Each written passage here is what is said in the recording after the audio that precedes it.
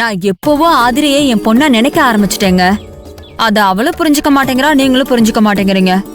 அத நினைச்சாதான் எனக்கு ஆத்திரமா வருது. என்ன இது, எம்ஜிஆர் படத்துல கிளைமாக்ஸ்ல நம்பியார் நல்லவனா மாறி திருந்துறது போல திடீர்னு திருந்தி பேசுறா? என்னங்க நீங்க? நான் சொல்லிக்கிட்டே இருக்கேன், நீங்க எதுவுமே கேட்காம எதையும் யோசிச்சுட்டே இருக்கீங்க. ஆதிரைக்காக இல்லனாலும் மாப்பிள்ளைக்காக இல்லனாலும் தில்லையண்ணனுக்காவது நாம போய் பார்க்கணும் இல்லங்க. தில்லையண்ணன் வீட்டுல ஏதாவது ஒரு பிரச்சனைனா நாம எப்படிங்க கண்டுக்காம இருக்க முடியும்? அது அவர் சம்பந்தின்னு ஒரு பக்கம் இருந்தாலும் அவர் உங்க பாலிய சிநேகிதம் இல்லையா? அதனால நாம இப்பவே தில்லையண்ணன் வீட்டுக்கு போயிட்டு அவரை பார்த்து ஆறுதலா 4 வார்த்தை பேசிட்டு வரலாங்க. என்ன சொல்றீங்க? ஐயோ மனோகரி, இந்த அக்கறையை பத்தி எனக்கு மயக்கமே வருது. நீ அன்பா அக்கறையா இப்படி பேசுறத கேட்கும்போது மனசுக்கு ரொம்ப சந்தோஷமா இருக்குதுமா. இப்ப நான் அவசரமா வேலைக்கு போகணும், நான் கிளம்புறேன்.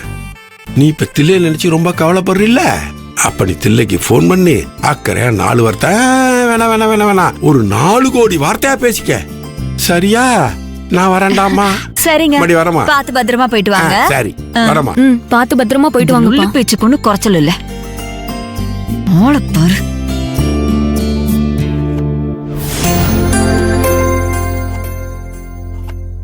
அண்ணி,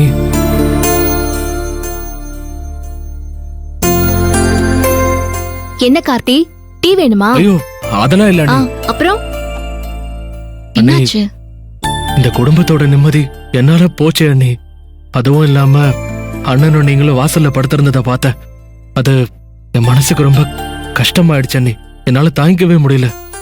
இந்த சத்யா எவ்வளவு சொன்னாலும் புரிஞ்சுக்கவே மாட்டா அண்ணி. அவ பாதிக்கப்பட்டிருக்கா கார்த்தி, மனசு ரொம்ப கஷ்டப்பட்டிருக்கா. அவளோட எதிர்காலமே உன்னால இல்லாம போச்சுன்னு நினைக்கிறான். அதான் அவ அப்படி நடந்துக்கிறா. நாம தான் கொஞ்சம் விட்டு கொடுத்து போகணும் கார்த்தி. நீ கொஞ்சம் பொறுமையா இரு. சரி அண்ணி, இனிமே நீங்க என்ன சொல்றீங்களோ அப்படியே நான் கேட்டு நடந்துக்கிறேன்.